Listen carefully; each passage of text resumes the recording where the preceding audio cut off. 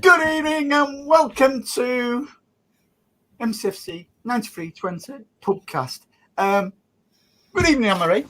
Good evening, Andy. Good evening, everyone. Good evening, Patrick. How are we? Andrew, we're very good, thank God. And good evening to everybody who's in the chat. What an absolute belting weekend. You know, it's just... Sky call it Super Sunday, Andy. Yeah, last week it was one of them, it was one of them. You know, we was chasing them, and it's gone from that to...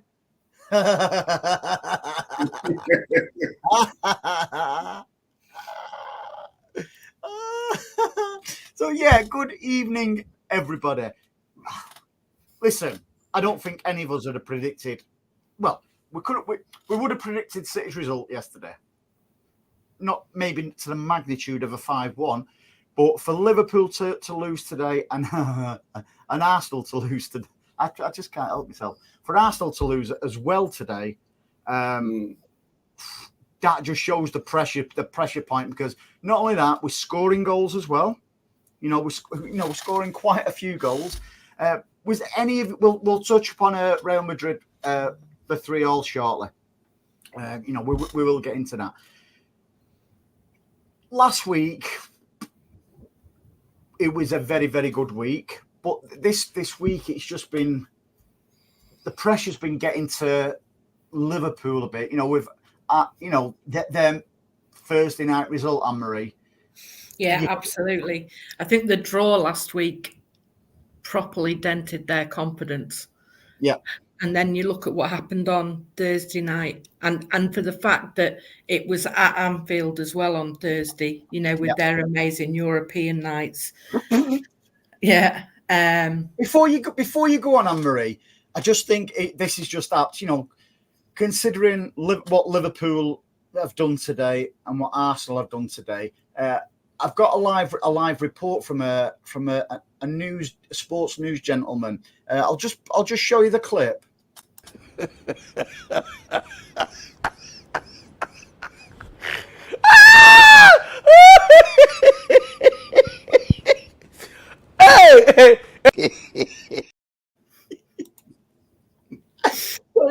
It's not been a bad day, has it? Sorry, Anne-Marie. I'm like a child with stuff like that. Yes, you are like a child, but we knew that. It's been an exceptional day. And like you say, yesterday was a perfect way for us to put ourselves in top spot. Nobody had a bad game yesterday. It was good to see Doku. I was delighted for Gavidol getting his second goal in a week as well. And Kovacic was a fantastic goal. And he fully deserved his man of the match. So, very happy with yesterday. Totally, Paddy. And it's coming together, isn't it? Like everybody, like that shark, what everyone says, in that blood-ridden sea, the shark circling. And listen, Arsenal put a bit of pressure on Villa today, but Villa could have been 1-0 up with Ollie Watkins. He hit the he hit the post and it just spun the other. It could have been worse for Arsenal. They just wasn't functioning how they have been doing, and neither was Liverpool today. It's... Considering we dismantled Palace quite easily last week, do you think the pressure got to Liverpool and Arsenal a little bit today? I wouldn't necessarily say it was pressure, but I think the European matches have definitely taken it out of their legs, and you could actually, when Villa, I expected Liverpool to beat the Palace. Happy birthday, Ian. So, and then I thought Villa might get a draw at Arsenal. But when Villa came out in that second half, the more that second half went on, the more Arsenal retreated, because they went back then to being cowards, the same as when they turned up against ours. They didn't want to lose. And it could have been a hell of a lot worse because I think it was Leon Bain at the bar and the post. Ali Watkins hit the post. So Yep. it could have been a hell of a lot worse. Now, the goal difference now is down to 5. But I'm far too reserved to get a bit carried away yet, right? Because there's still 6 matches. But what I liked about today, it's now in our hands. Mm-hmm. It was, if Liverpool and Arsenal had a 1 today, it wasn't in our hands. Now we can 1-5 and draw 1 and won the league. I actually think Arsenal and Liverpool will drop more points now on Marie than if they'd have both won today. It'd have been less likely. They'd have got that momentum of going above City again. So it just seems like they've hit that shit City ahead now, and they know what we can do. But also, Andy, if you look at obviously Liverpool will use the excuse of having had played on Thursday night, but Villa played Thursday night and Arsenal played Tuesday night, and Villa managed to up the game and not even up the game really, because they've been playing like that all season and got the result today. And I kind of think they're both bottle jobs. I think Liverpool have kind of had this hype. Girl, you say how it is. I think Liverpool have had this hype. Originally it was going for a quadruple, then it was going for a treble of sorts, and now looking at it, they're going for 1 trophy. With the title. And Arsenal, don't kid yourselves, those players weren't necessarily focused on today's game. They probably thought, Villa played Thursday, this will be a bit of an easy game for us, and then we can concentrate on what we've got to do on Wednesday night against Munich. And Gabriel Jesus yet again trying to win a penalty. Diving all over the show. Stuart says, good evening, pal. Still a lot of work to do yet. We have a Champions League semi-final and FA Cup semi-final sandwiched in between our next league game. Let's not get ahead of ourselves. Stu, you know I love you, mate. Spot on, Stu. I am getting ahead of myself because it was a defining moment this weekend. I feel it in the especially in the league, because for both, I think somebody said it up there about they did expect Liverpool and Arsenal to lose, but not on the same day. And we are expecting people dropping points, but I just think it was a definitive weekend for us, mate. Well, I hope that logically, the Liverpool result, the draw with United, the 3-0 against Atlanta, and then the Palace result. So I hope that damages them psychologically, so they drop more points, even draws or losses. I'd like to see Arsenal drop more points, and my reason behind that is I don't fancy us going to Tottenham Hotspur Stadium, because we haven't won there in the league. No, but again, we've broke our duck there in the cup this season, mate. They're all over the show at the minute, Spurs. Yeah, it's always a tough match to go to, but we've got that in our back pocket now. I think we'd have been a bit more under pressure if we wouldn't have beat them in the FA Cup, but because we have beat them there now, I think it's different. And you only need to look at yesterday's game against Newcastle. You don't know which Tottenham's going to turn up. Mm-hmm. I agree. So anything. You know which one's going to turn up against us? Yep, but Liverpool still have to play Tottenham, as do Arsenal. And the North London derby, no matter what positions they're in, is never going to be a walkover for either team. So I guarantee that that's a place where Arsenal will drop points. That's my thinking on it. Anything can happen. We didn't really expect them to drop points against Villa, really, did we? Because especially at the Emirates, it just shows you it's that business end of the season where anything can happen, where the pressure gets to you. squeaky bum time, and it's a battle now with the bravest. And for us to be in that position with 6 games to go, yeah, I think everybody fancies us now, don't they? We do. And going back to something that Paddy said, I think it was before we came online. When you watch the City documentary, it is very much a case of taking one game at a time. We don't look ahead. We're looking at just that one game. So I'm of the opinion that if we keep at that focus, which I believe we will, because it's the way we've done it for seasons now under Pep, we'll just maintain our stride. And that's what we need to do. 1-0 wins, whatever, doesn't make any difference. Doesn't matter if we play poorly. If we get in the 1-0 win, that'll do for me at this point in the season. And I think what we've achieved, regardless of what happens at the end of this season, what we've achieved under Pep has been remarkable, absolutely remarkable. And it was funny, I was chatting to my dad at the end of the Liverpool game. They were showing kids in the crowd crying. And I know you laugh at it, but I also... You was laughing, weren't you? Come on, admit it. No, I wasn't laughing. You're laughing now, so that means I'm laughing now, telling you, but it's only because you're laughing. And I'll tell you what it did for me was watching them. I was never in a position as a kid to be upset over us missing out on a title. I would always be getting upset because I was seeing us getting relegated. So you're laughing? I'm not laughing. I'm smiling. It's not laughing at them. But for those kids, have got no idea what it's like to be in the position we were in, where we were getting relegated season upon season.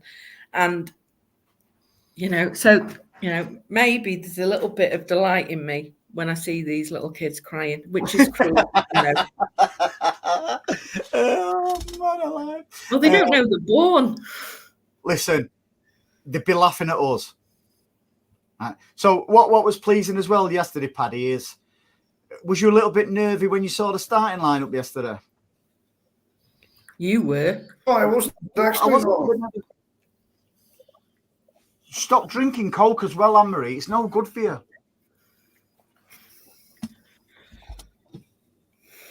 No, but you posted that you ended, and I couldn't understand why you were nervous. Jesus, so.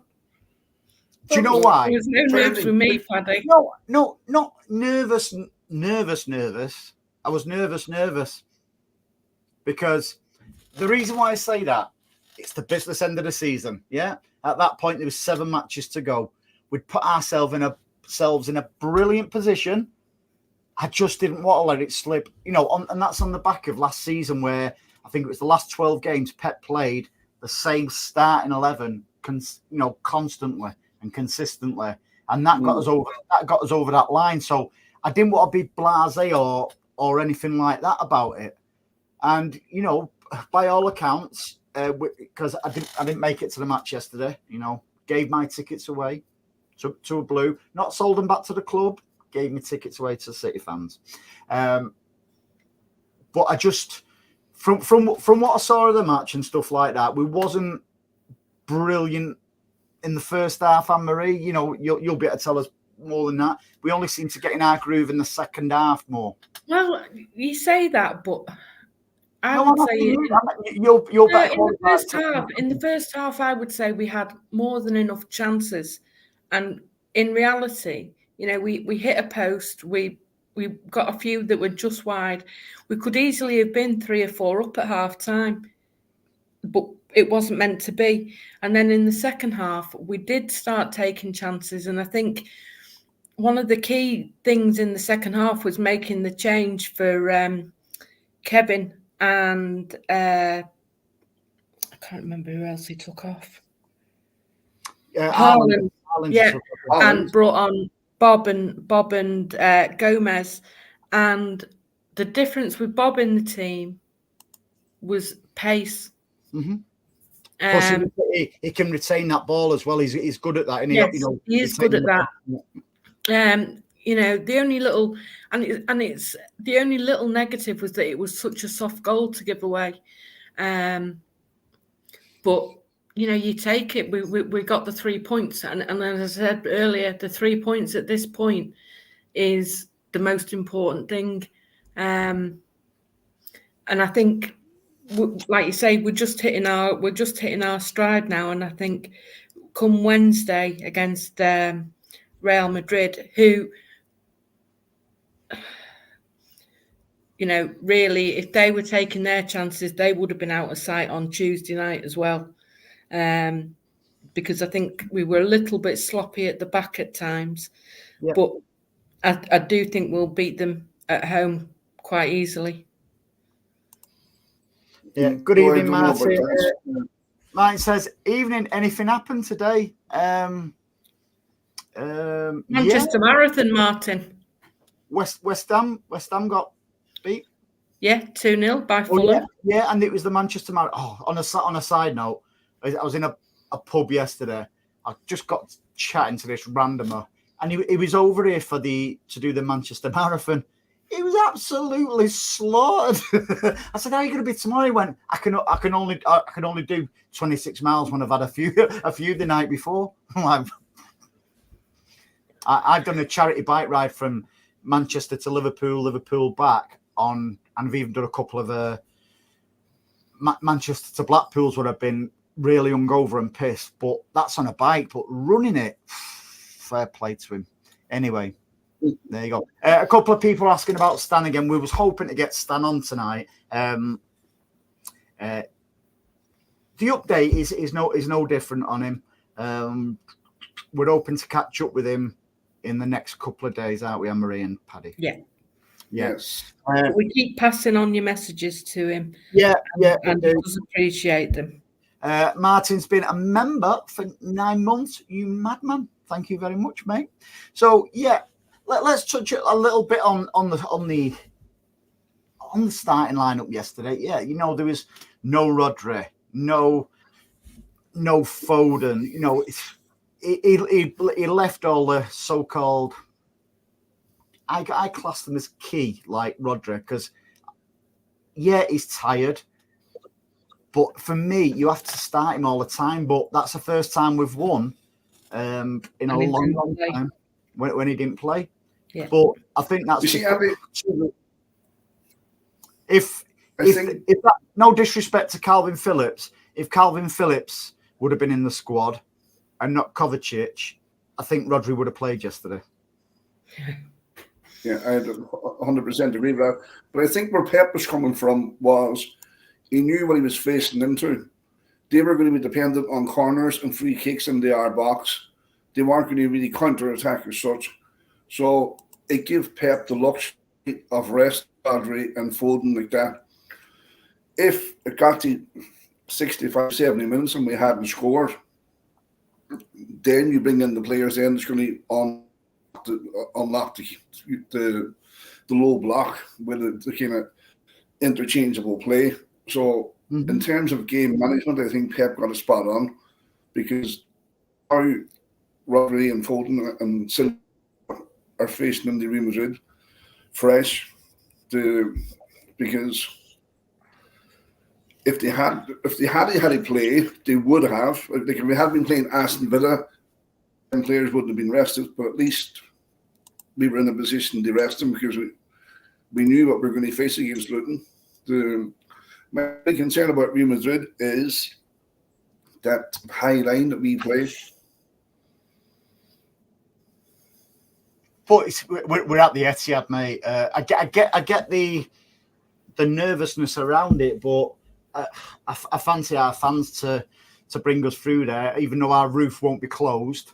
No. Anne-Marie, do you want to read that out from Adam? Let's all laugh at Liverpool, Arsenal, and United. Okay then.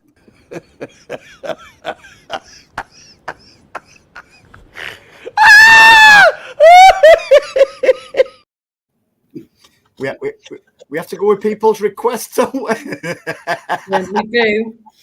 But I think the fact that we had Aki and Walker on the bench yesterday was another massive plus point for us, and we didn't have to use them. So I think that with regards to that, our team for Wednesday night is going to be pretty fresh. I agree with DC there. Always remember, none of them have a shred of sympathy for us and never would. Absolutely bang on the money, especially the Rags. Never ever forget that banner, what they hung there for 34 years. Never ever forget that. I was at a thing at the Etihad just after Mancini became manager, and there was a couple of players there. I think Zabaleta was there. I can't remember who else. Mm-hmm. And, you had an opportunity to ask him a question. And he was asked about the banner at Old Trafford. And his words were that he'd drive the bus there himself to tear it down. And you knew at that point it was going to happen. That banner was coming down one way or another. So you have that. I mean, if we were being so petty, we'd put up a banner in retaliation, but we're better than that. So let them get on with it. But there's never going to be any sympathy for them. No, never. And, and again, I'll go back to the sort of like the little nervousness, what I had, with the starting 11. Did you hear what Pep says surrounding him leaving Rodri out in his post-match? Yeah. He basically said to the reporter, I might leave him out on Wednesday as well. And there's a bit of a snigger from the reporter. And Pep went, we'll see. And it's just like, Pep, no. But I think he's trying to prove a point there, Pep. That, do you think Rodri was right to come out and say in public and say he was tired? Or should things like that be kept behind the scenes? I've got no issue with Rodri coming out and saying it, because I think for the last 2 seasons, he's been our Mr. Reliable. Mm-hmm. And, to play the number of games he's played, and you look at his record, what is it? He's gone how many games now unbeaten in a City shirt? You'd make a very, very good politician. I said, do you think he was right to come out in public, or should have been kept behind closed doors? I've got no problem with him coming out in public and saying it. That's what I said, Andy. But doesn't that fuel fire, Paddy, within the media and stuff like that? Well, there's 2 ways of looking at that. Oh, another politician. I'm not sure. No, what I mean, like from a psychological perspective, did Pep tell him, you tell the media that you're tired, and then the rest will think we're tired or whatever? Because I don't think them players have the freedom to speak to the press. I think most of what they say to the press is scripted for them. The press officer beside them. See, I'll look the other way. If Arsenal and Liverpool, right, see Rodri coming out in public and saying, I'm tired, that if I was a Liverpool or Arsenal player or manager, that'd give me more of a, see, they're cracking now. We've really got to go for it and put pressure on them now, rather than just, it didn't need to come out in the public domain.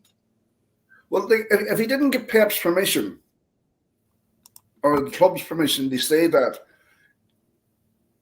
Pep would need to be having words with him.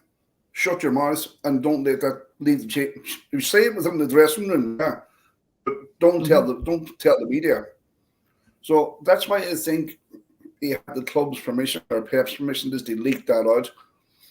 And if Arsenal and Liverpool were going to go for it because of what Rodri says, they had a chance to do that today and they didn't.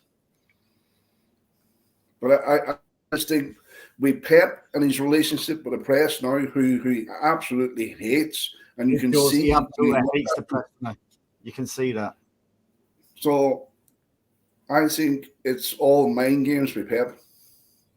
DC's put, I'm just keeping my fingers crossed for no injuries against Real Madrid. From all accounts, Walker's back okay, isn't he now? He looks like he can make it. Ake as well. And we've got no extra days rest really, because we played Saturday and we play on Wednesday, rather than playing on a Tuesday. So it's all good. Would you play, Ake? That's what I was just about to ask you, Paddy. Considering how Gvardiol's been playing recently, chipped in with 2 brilliant goals as well yesterday and against Real Madrid. Would you would you keep faith in Gvardiol? I would, because I'm one of these. If someone's playing well and they've got the shirt, they play, and that's including goalkeepers. Well, that's Pep always bangs on about the rhythm. He's in the rhythm. He's in the rhythm. He's in the rhythm. Aki's not in the rhythm. He might be training, but he's not in the rhythm. I seen the thing on the X or whatever they call it now yesterday, and they had these name changed to Garvey goal, which I thought was a good play, and he's on his game. But yes, I would definitely start Gaviscon on Wednesday night. Gaviscon, and that's it. Would if Kyle's fit, would you bring him in to try and nullify Vinicius Junior's pace? I think if Walker's fully fit, he's going to play. I agree. I think we have to. I really. Do you, Anne-Marie? Would you? Yeah, I would agree with that, because it was one of the things that was quite evident last week. We needed pace at the back. And I think in saying that, say if Walker's fit, so the back four would be Gaviscon, Walker, Diaz, and Akanji. Yeah, if Kyle does come back, I think it'd be a little bit not unfair, because it's like what Stan says, it's keys unlocks and stuff like that. It'd just be pretty harsh if it's Akanji who drops out of it. Or would it be Akanji who drops out of it, or would it be Stones? Stones is bollocks. He's not playing. Yeah, Stones wasn't even on the bench yesterday. Yeah, but so was he injured? Don't know. But I just thought my back four would be against Real Madrid: Walker, Akanji, Diaz, and Gaviscon. Yeah, but listen, you don't know whether Pep's gone to John Stones. Listen, go and have a break somewhere. Go and get a few days away in the sun. I just feel Akanji has been one of our unsung heroes this season again. Absolutely. He definitely. I don't think Stones will be even on the bench Wednesday night. Never mind in the squad or on the pitch. Well, the good thing is we've got choices, haven't we? You know, with everybody fighting, you know, by all accounts, Phil's ready to go. You know, after the knock against Madrid, Haaland. How did Haaland play overall yesterday? Because I've not seen all the match. How did Haaland play, Anne-Marie? I thought he did. Overall game. I thought he did okay yesterday, and obviously the first goal was an own goal, and it all stemmed from a ball from Kevin to Haaland breaking free. And the one thing I think is, I don't know whether there's a lack of confidence on Haaland's part, which I find hard to believe, but they were chances that he was putting away for fun last season when he was getting to the point where he was one-on-one with the keeper. And this season, he's not having the same luck with them. Now, like I say, yesterday, it led to the first goal anyway, and he did like an overhead kick, bicycle kick, and it deflected off the Luton player to go in the back of the net. And, I mean, there was never any doubt that he was going to score the penalty.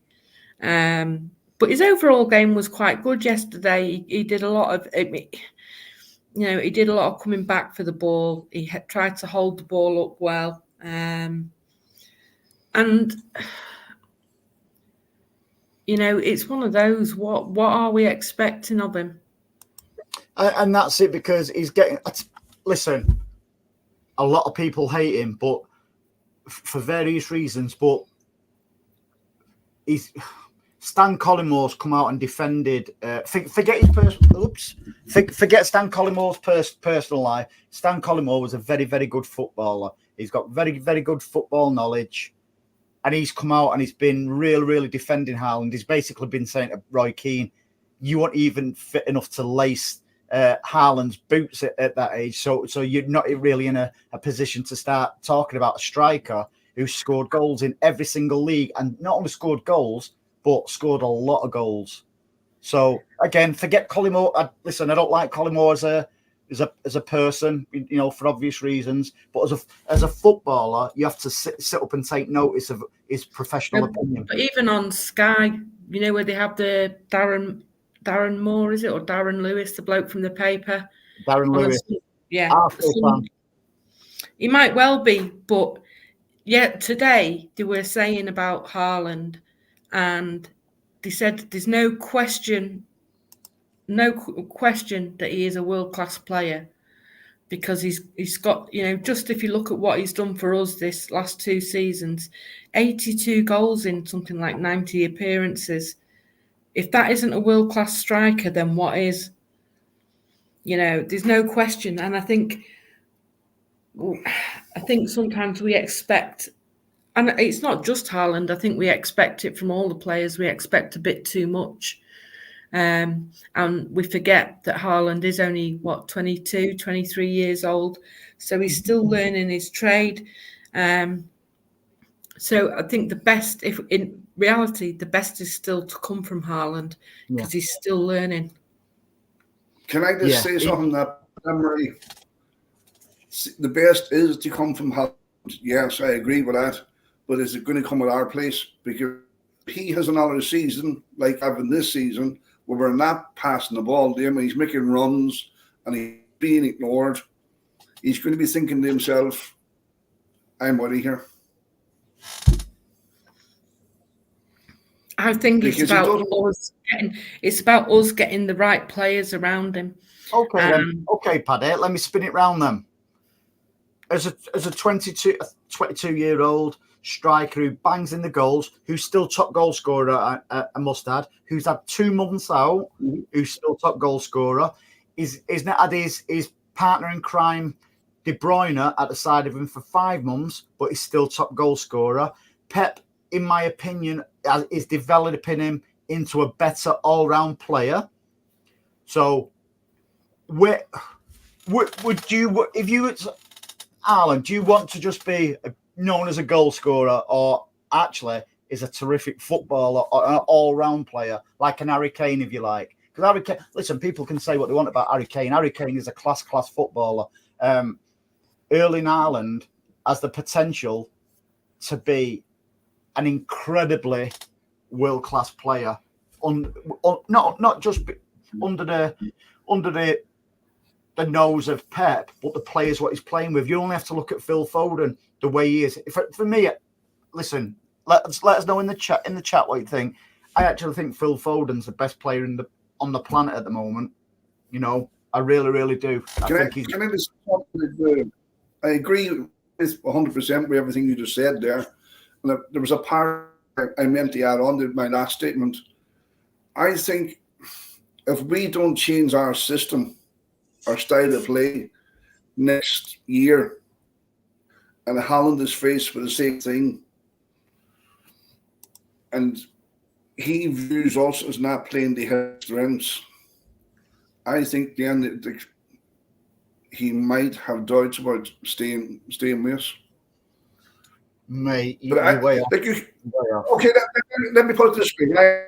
The style of play we're playing this season, this fucking slow, paint dry build up, it's the most fucking boring crap that you'll see. Yes, we're facing low blocks and all that crack, but look at Ducham's goal. Yes, it came from speed when Oscar and Gomez was on the pitch, and Duka was able to run at that defender one-on-one at speed and scored. Let's not get carried away. Let's not get carried away. No disrespect to him. It was Luton, mate. And my point is, our play speeded up when they come on. Our play at the minute it's like in football.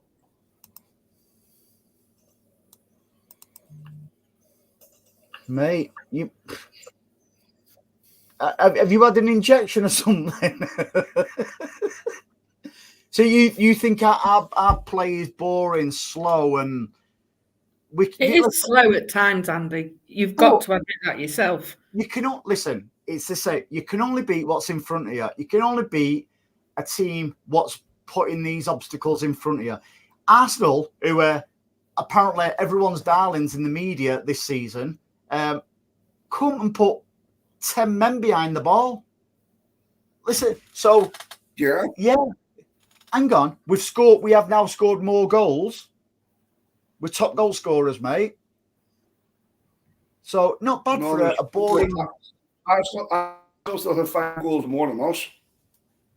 Listen, our goal difference has just been absolutely mixed up over the past few games, mate.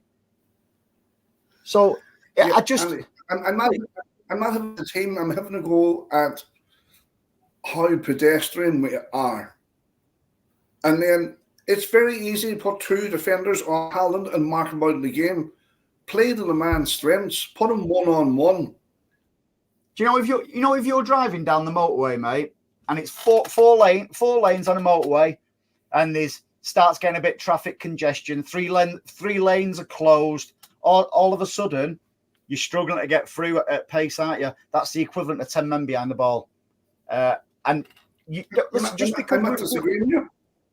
because we're world class, and we've got some of the best players on the planet, doesn't mean to say you're going to break them down all the time. Listen, and again, Stan says it, different keys for different locks. Yesterday, we was fortunate enough where Doku had a great game by all accounts against Luton. But we've had top teams, even Liverpool, come to us and shut up shop because they were shit scared of us beating them. We've had the same with Arsenal. Yeah, we should have beat Spurs. We should have beat Chelsea. Who else? We should have beat. Really, we should have beat Liverpool. We should have beat Liverpool at our place. So we were robbed in that game though, because we did score a second goal and it got ruled out. Yeah, but he allegedly fouled the keeper, which was rubbish. Yeah, but my point is, right, we take it for granted.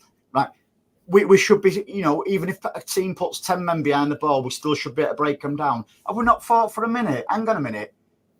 Some of these teams have got absolutely fantastic defenders as well, like Saliba, is a very, very good defender. Van Dijk, they're just 2 centre-backs from 2 different teams, but a lot of these teams have got very, very good defenders. So just because you're completely missing my point. I just don't get why you said that with pedestrian, and we can only play and beat what's in front of us. Yeah, but my point is, Andy, I agree with Paddy. But the reason why they're very good is we're giving them a chance to reset against us. Where if we play fast attacking football, they don't have that opportunity because they're running around the headless chickens. They don't know who mark, but we're giving them or presenting them with the optic. They have to come across that halfway line at some point. So when we get that ball back off them and we counter attack, we should be flying at them. The point is, these players are not running round. They pretty much sat there with 10 behind the ball. So if they come out to us, we've got space. But when they're sitting there with a flat back 10, there's not much we can do. Listen, we could have Mbappe, Vinicius Junior, Haaland, De Bruyne, all these great players. If you get a block of 10, you're trying to get past 10 players. The best in the world will struggle, mate. We found. I'm not disagreeing with you. We found this season more than any season I can remember where teams, in particular the so-called bigger teams, are coming and they're shit scared of playing expansive football against us because they know we'll rip them apart. So they have to look at themselves. We don't have to look at ourselves. We can only beat who's in front of us, mate. Yeah, but but when we get to the edge of that box, Andy, when we get to the edge of the box, it's pass back, pass back. So it's going across and back the front across the box without actually going into the box. Well, if there's 10 players there, I'm either missing your points completely. What I'm saying is, if we pass it quicker, we stand more chance of catching the other team out, and we're not doing that. And by playing it quicker, we play more into Haaland's hands than we are at the minute. Well, let me put it this way, Andy, right? As this is for the umpteenth time, I agree with everything what you're saying about the 10 men behind the ball. You say it's Walker or Doku or Grealish, wherever up in the wings. That box is compacted with players. What we do is we pass from one side to the other, just keeping possession, waiting for an opening to open that lock. My point is, if you have a player out in the wing and that box is full of players, smash it in, because you don't know what's going to happen. It's very easy to play against us when we're in front of them. My point is, get in behind them, smash that ball into that box at speed, instead of playing in front of them, and see then what happens. We don't do it. The only one does that is Kevin De Bruyne. For mid-rolls has got a great point as well. You know, it's that time of the season as well where it's conserving energy, and that is seeing us through, where your Liverpools, your Arsenals, the great footballing teams, apparently, they've been bang at it, playing all this football. All of a sudden, they're dropping off, aren't they? Whereas City, conserving energy, tortoise in the air, that's where we are. So that is a great point. So, and we've been at that since the first day of the season. So, what would you prefer? Expansive football, open football, where there's a chance we won't win as many matches as we want because we'll be open, or keep holding the ball and wait for your opportunities, if you like playing chess. But we are open. We are open. Our 4 defenders are normally in their half. Walker is normally in their 18-yard box. We are wide open, and Real Madrid punished us last week for it. I'm not saying play wide, expansive football all the time, but mix it up. I think we mix it up very well, to be fair. You must be watching a different team than I'm watching. Must be, mate. I just thought... I get what you're saying about... There's always more opportunities for us to hit the ball from outside the 18-yard box. We've seen that in the past, 4 or 5 matches. Yeah, there's always opportunities when we can. But it's not all about... If you smash the ball, as you say, just smash the ball at them, the chances are it's not going to go in. B, it may go to an opposition player. They'll catch us on the counter. Yeah? So... it's all about ball control. For me, I'd rather see ball control every day of the week than sort of like say no. I'm not going to say what's in my mind, because people start going. It's like I'd rather have controlled football. If it needs to go, I know that's Pep's philosophy. If they don't have the ball, they can't score. That's Pep's philosophy. So I get that, but I'm just saying, like, every now and again, open it up, let the handbrake off, put Haaland one-on-one with a player. If Ellison sees Haaland stood in the halfway line and there's players that are coming in to do some kind of semi-press against us, lob it up and let him run. He had one run at Liverpool with Virgil van Dijk and he put him on toast. The so-called who was that? Virgil van Dijk. No, who had him on toast? Sorry, I missed that bit. Haaland had Virgil van Dijk on toast. Yeah. That's right. First time, the first one, only time he had a one-on-one against him, and he's the so-called best centre back in the world. Like there from what Doors to Doors saying, Haaland is becoming a victim of last season's success. Still Premier League top scorer. I'll take that. Absolutely. And that goes back what we're saying about he's missed 2 months of the match. He's still top scorer. He's missed 2 months of the season. He's been without De Bruyne for 5 months. But do you not think, Anne-Marie, he's becoming a better player, Haaland? I think, listen, there was no way Haaland was going to score 50, 60 goals this season. No, there was no way that was going to happen. And yes, I think he is becoming a better player in the long run. But I think as well, we need to learn how to play to his strengths, which I'm still not convinced we do.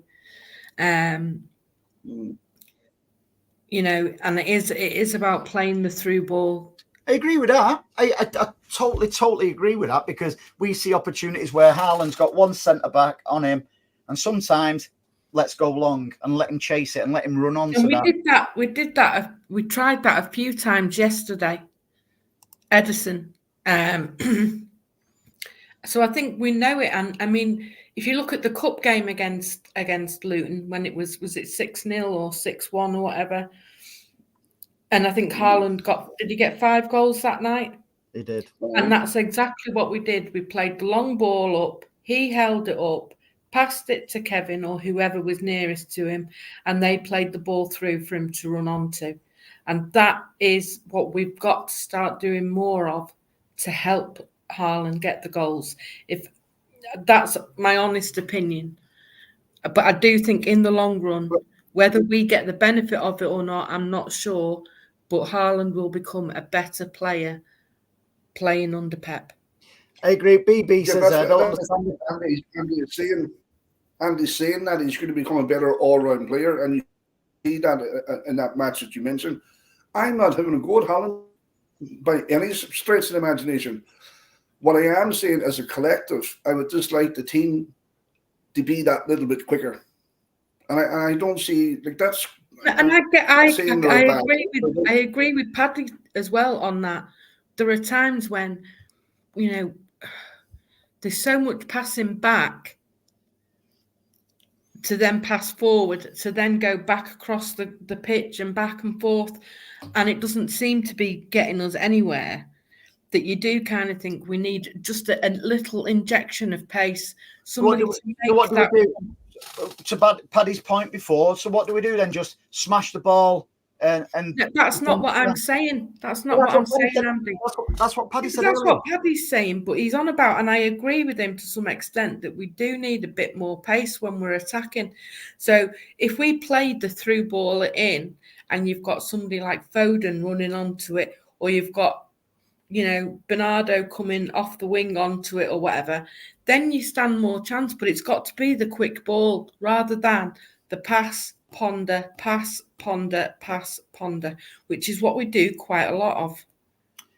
Well, I agree. And I'm not complaining about it, but there are times when we're desperate for a goal or the second goal to kind of help kill off a match, when we do need to just ever so slightly move it that bit quicker.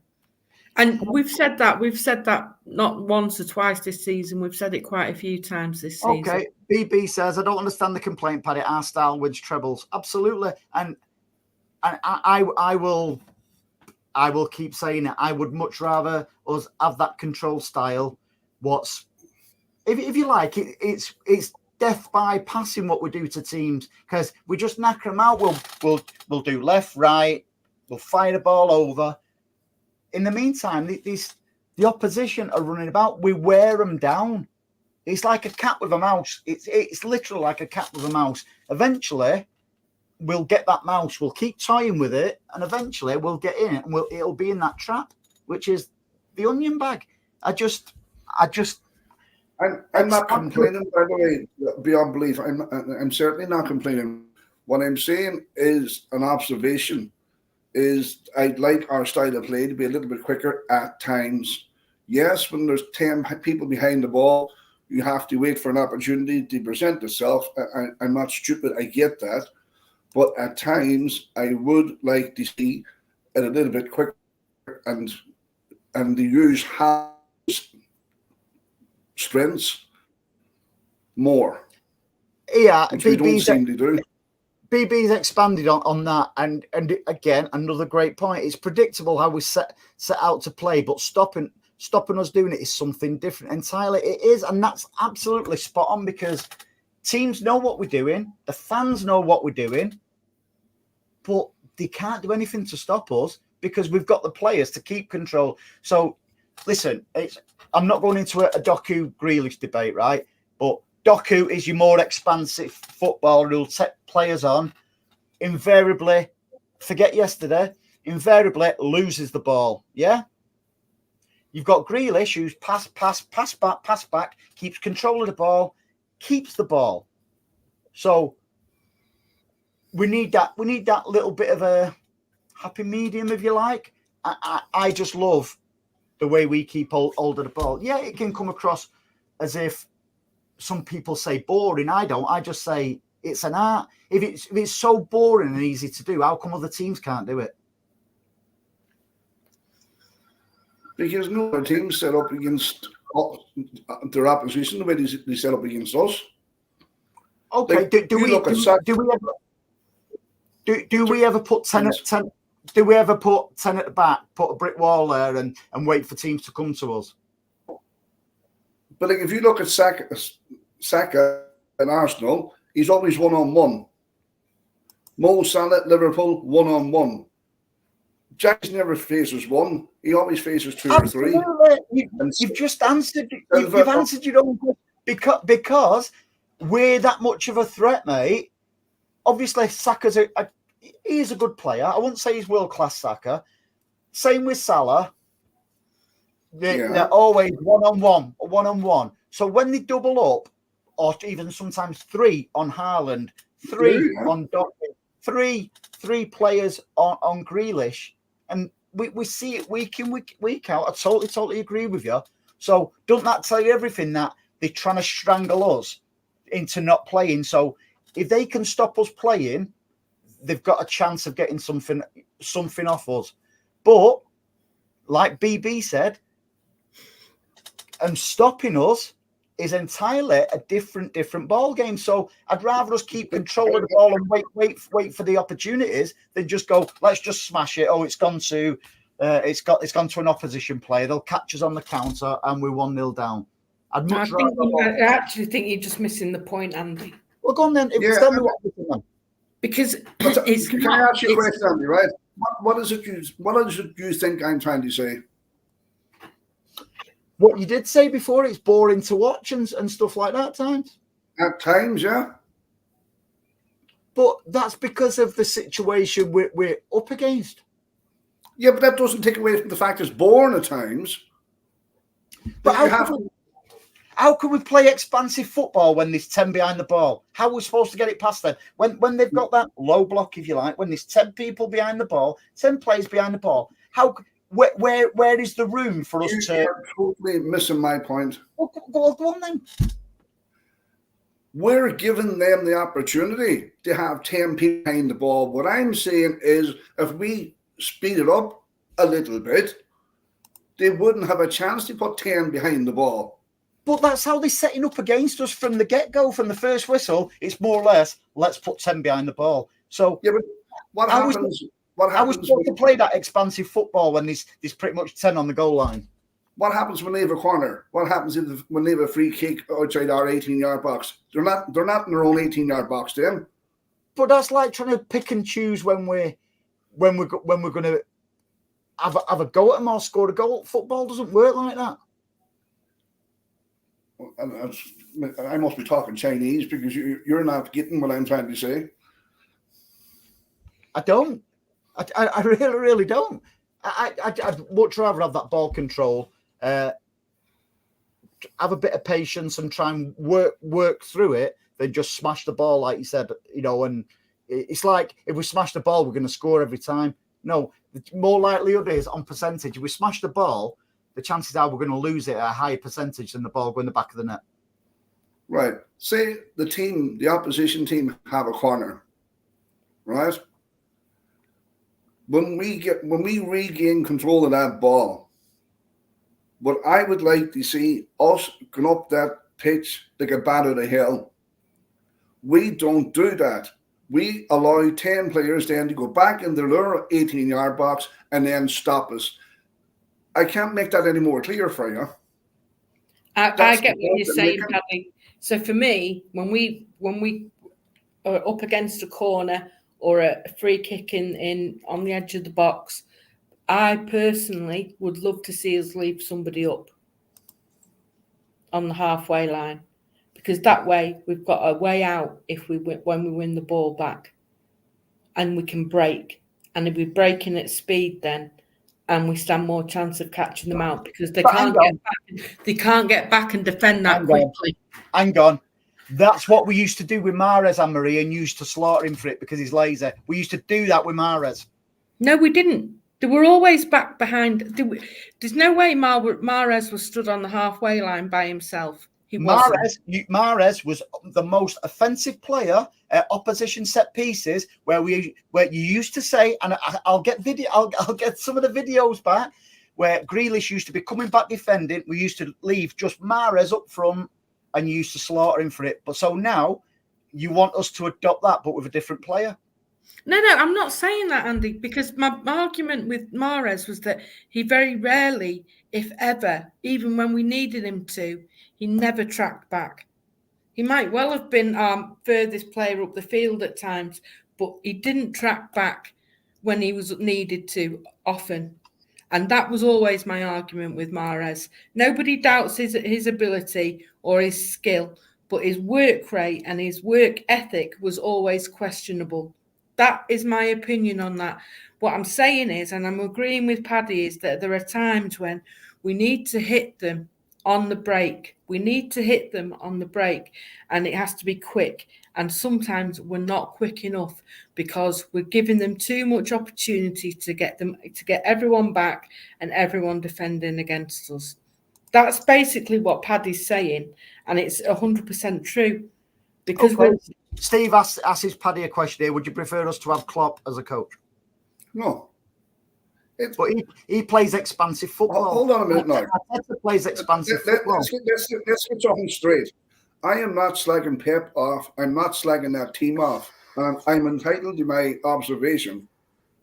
Like, at times, we don't counter-attack fast enough. We give the opposition players time to reset and get 10 behind the ball. That's the only point I'm making. And I don't want Klopp or anybody else or Mourinho or Eric Ten Hag. I want Pep and I want the players. I think we have a brilliant team. I wouldn't say one word against Haaland, but all I'm saying is at times we give the opposition team a chance to reset and re-establish that low block. I would like to see us, for a couple of times a match, go play that expansive football. We do, and that's when we almost go and get the goals to win the game, and then we preserve the energy. We're not going to score every time we have an attack. No, we're not, Andy. But how many times have we been in a position where we've scored one goal, yeah, and then we've kind of gone back to the standard, which I get about possession football. I totally understand that. But then we've given a really stupid goal away. That's football. I know it's football, but it's the difference between a draw and a defeat. Whereas we're getting the first goal, but it takes us a while to get going again, to get the second and third, which will actually kill off a game. When was the last time we lost a game then? You know, it was Aston Villa in November or December, whenever it was. And I know the arguments about it, but it's because we've got our vulnerabilities this season defensively, which we have. Nobody can say otherwise. That we need to be in a position where we're not scoring one goal and hoping to hang on. in that more of a reason to have controlled football than if we've got defensive frailties? Because if we go and play, then how many times have we still been caught out by a stupid goal this season? So if we go expansive, and we haven't been. That's what I'm saying. We're not going expansive. We're still trying to do the controlled football, but we lose it. We give it away stupidly, and then we're left in no man's land. And we end up giving a stupid goal away towards the end of a game, and it ends up costing us points. It seems like Liverpool won today, Arsenal, and we lost yesterday. No, because you've asked us a question, Andy, and we've given you our opinion on it, and you don't agree with that opinion, which is fine, but it is our opinion, which is also fine. And there are times when we need to speed up our play. It is that simple. You might not like the idea, but that's what we need to do from time to time. I'm not saying constantly, but from time to time, we need to be that bit quicker. I just think, and I've said it a few times, we have to play what we're up against. And if somebody wants to put 10 men behind the ball, including these so-called expansive teams like Liverpool and Arsenal, Villas, then I just don't know what some people want. If I'm honest, Andy, I'm disappointed in you, because we're sitting here and we're accepting your opinion on controlled football and how you're happy enough with it, which is fine. But you've got to also respect our opinion that at times... I always respect opinions. I'm not... at times we just need to be that bit quicker. But that doesn't mean to say I don't have a right to reply exactly the same as you don't as you do with me. But I just think our record speaks for itself. So I don't necessarily say we're boring. I just think it's controlled. And again, we can only play what we're up against. No? Yeah, even if you take that statement, then our record speaks for itself. So what's the point in signing any more new players? Because them players have already won everything, so just keep them. All we're saying is mix it up a little bit. That's it. Totally agree with control football, as Pep says. If they don't have the ball, they can't score. All I'm saying personally is I would like to see it up-tempo a few times throughout the match. Just not much they asked. What's Alex's point there, Paddy or Anne-Marie? Notice City starting to bang in more goals. We are now leading league in goals. Check it out. Wow. That's what I said earlier. It's if we bang in the goals in and we build up play slow, I don't know. I just don't know. Anyway, let's move on to Madrid on Wednesday. How can you see us starting that one? Do you think Edison will start now he's back in the team? Yeah. On Saturday. They got 2 fluky goals. They won't get them 2 fluky goals at our place. They were lucky. Do you think they will be more expansive? Because at the end of the day, they've got a winner. Because even at the Bernabeu last week, they seemed to be more counter attack against us, didn't they? Even at the end of the wrong ground, can you see that there's pretty much the same pattern happening there? Absolutely. They're not coming to have a go at us. They're coming to do exactly what Liverpool and Spurs do, and that's counter-attacking football. Football Knobhead says 115 charges. We've not heard that one before, have we? Boring. I'm guessing it's either a bitter Scouser or a bitter Gooner. I'd tip them off if I were you. Could somebody, the moderators watching, just get rid of the prophet of doom? Are we jealous of our 115 charges? Mm-hmm. Well, they've gone now anyway. Formidable says Madrid was poor last night, Bellingham in particular.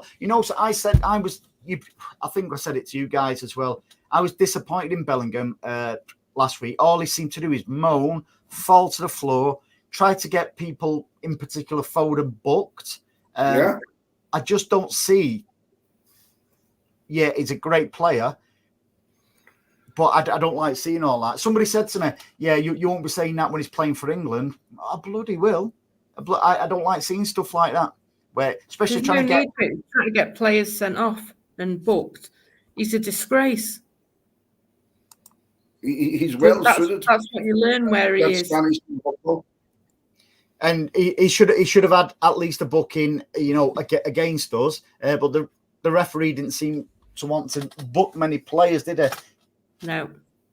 That was the thing yesterday. Actually, Haaland should have had a penalty. Should have. He shouldn't have had didn't even review it. Oh, someone's banned the football prophet. Whoever's done that, thank you very much. Listen, Steve says 2-0 against Madrid will do nicely. 1-0 will do nicely, but I couldn't believe how expansive it was from both teams, to be fair. Was you like me when you was watching it? You was thinking you'd despair a little bit. It's just like, how is this going to end? But then when you absorbed it and stuff like that and you reflected on it, what a brilliant game of football it was. Oh, yeah. Can you see it pretty much the same as you were on Wednesday? Not a hope. They play that low block again. You what? Mm-hmm. There you go, Andy. There's one you'll like. Yeah, I did. I saw them both again today. As I said earlier, Jesus, falling about on, trying to gain a penalty, moaning all the time. Zinchenko moaning all the time, and those two players in particular, from what I see in social media, Arsenal fans are not very impressed with them either. Not just today, but their general. We don't get rid of players who are team players, if you like, or. We've seen what Pep did with Cancelo. Listen, get out the door. That was in January.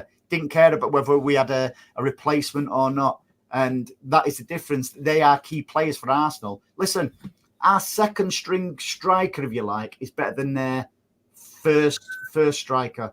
And that speaks volumes. Our World Cup winner, is it? You're talking about our World Cup winner? Yep. Yeah, he's gone off the boil a little bit, Alvarez, but something. Reflect on the season he's had, in particular when he carried us at times when Haaland was out. He chipped in with some brilliant goals, some great free kicks and stuff like that. So let's look at it collectively, because I don't think the players have been bad this season. Collectively we've been brilliant. There's been times when, how can I put it? People have been below par, but it's a team game. It's not just a team game; it's a squad game. And I forget who said it. It might have been Rodri, something on the lines of, we don't have substitutes. We have players who will come on to finish the last part of the game, and that's the winning mentality they've got. They don't look at anybody on the bench and think, I'm better than them because they're on the bench. And that itself is a staggering, way of looking at stuff. Yeah. No, there's no question in that team's mentality. They're one unit, and there's no cliques within that team, in that squad. They all mix with each other. Mm-hmm. Just look at some of the fingers there. Steve Black says both Jesus and Zinchenko have been called out by. Yeah, exactly. And it's not just today. So again, it's been a very, very good day. I think next Wednesday could be a very, very good night. Who do you fancy to go through with the Arsenal Bayern? Bayern, big time. I tend to especially after that defeat today, Andy. I think they'll be psychologically damaged, Arsenal, because number one, the fella in charge of them is an emotional wreck. Yeah. And players feed off that. Like, if you're looking to your leader and he's having a meltdown, and you're thinking, Jesus Christ, he's having a meltdown. What am I going to do? And then you see the difference between Arteta on the sideline and Pep on the sideline. You know, completely different. So if you want somebody to lead you in the battle, like a captain as such, you don't want somebody that's going to be throwing a meltdown, because you're going to feed off that. But I think the atmosphere in Munich will be too much for Arsenal, and now they'll start I definitely think they'll start to derail, especially if Munich beat them 3 or 4-0. Yeah. No, I tend to agree with you there, mate. And I think with Liverpool, the way they got done 3-0 at home in last week, and I forget how many years they've gone back-to-back defeats. Like, obviously they lost today. They're certainly on a wobble. Arsenal are on a wobble. To be fair, I thought the 2-2 was a decent one against Bayern, but I agree with you. I tend to think if they needed to take an advantage to the Allianz, so I think they may have missed out on a trick there, and that's on the back of losing at home 2-0 today. So the momentum is certainly with us, isn't it? Well, we've had a little wobble, Andy. We've had a few draws against Chelsea and Spurs. I know we lost against Villa, whatever. I think we had about 4 or 5 draws and a loss. We've had our little mini crisis.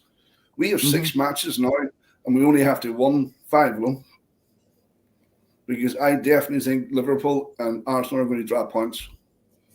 No, I even more so, mate. Like we said at pretty much the start of the show, that I could see them dropping points. But the way they've both done it on the same day, when City have actually... Listen, City could have gone back to third today, couldn't they? Yeah. So, and for us to start the day top, when our 2 biggest rivals both lose, and for us to stay top 2 points ahead, I think that is a massive, massive boost for us for the rest of the season. And do you know the other thing, Andy? Like, especially with Liverpool, right? As I told you, Arteta's mentally unstable, and that will affect the team like it did last season.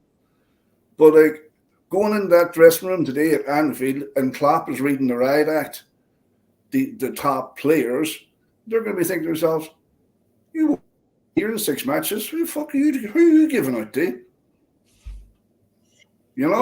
So they don't have that fear, because they know he's not going to be there next season. Like, you did that against Pep, and Pep gives you a bollock in that dressing room. You might be thinking to yourself, geez, he might sell me in the summer, because he's going to be there next season. So them players are quite selfish. They're going to be thinking to themselves, we have 6 matches to listen to him, and then he's gone. And then you have the other mentally unstable, emotional wreck below in London. So it's a hard thing. I actually thought you meant you, though. And it is right, because, and listen, I don't think Arteta will be there next season, because especially Touchwood, if they don't win the league this season, it's almost like we need somebody almost to take us to that next level. It's got a backbone. Yeah, and to get over the line. We know Klopp's not going to be there, so there's going to be transition in Liverpool as well as potentially Arsenal. So Pep's going to be there. So you'd like to think that. And I think there'll be a transition again at our local neighbours. Yeah, hopefully it'll be Gareth Southgate. So this, this scope for this. The other one I heard this week was Potter. He needs to build his career somewhere else, because I do rate Graham Potter. Yeah. Sophie says they only had to look at the faces of Liverpool players. Absolutely, Sophie, and Arsenal as well. You just could see him; they was absolutely devastated. So while they're all down in the dumps, and we're just going next. It's at that time of the season. Was Odegaard not taking photographs today? Was Odegaard, was he taking photographs today? No, he wasn't grabbing cameras and taking photographs He today. he was substituted. He was substituted. Section says Harry Potter. You know something? They need more than Harry Potter, mate. Yes, Sam Allardyce was there, wasn't he? Last weekend, was it? Yeah. So listen, I'll tell you something, and I'm deadly serious. I think Sam Allardyce, given the right team, would challenge for honours. Sam Allardyce is a very, very good manager. And they're very quick. They mock him and long ball Sam and all this crack. Sam Allardyce has been round the block. He knows the score. Give him a decent set of players and let him have a crack off it. No, I agree. Like Keith says, I agree with Keith's comment. And that's what I said. You know, after them losing, and all of a sudden we're like, because we know, and we've got. It's not as if we've not got the history or the experience of doing it. We've gathered momentum even more so this weekend with experience of what to do as well. So it's twofold that. Anyway, anything else before we go? Now, if anyone's going to Wembley next Saturday, if they see me, give me a shout. I'll be there roaring us on. Give her a clout. If I'm drunk, just ignore me. And if she's sober, still ignore her. So, is there anything else, guys, before we skedaddle? No, I think it's been a brilliant day for us, not because they lost, it's because it's in our hands. Which it wasn't. Which it wasn't in our hands at 2:00, was it, this afternoon? No. Let's get Oh, ready for a bit of Arsenal TV now, just for the absolutely perfect weekend. Yep. And a bit of match of the day to watch. Steve Blackett, it'll just be the same as you see me now, except I might not be able to stand up. And she'll be applauding the expansive football that we don't play. Anyway, on that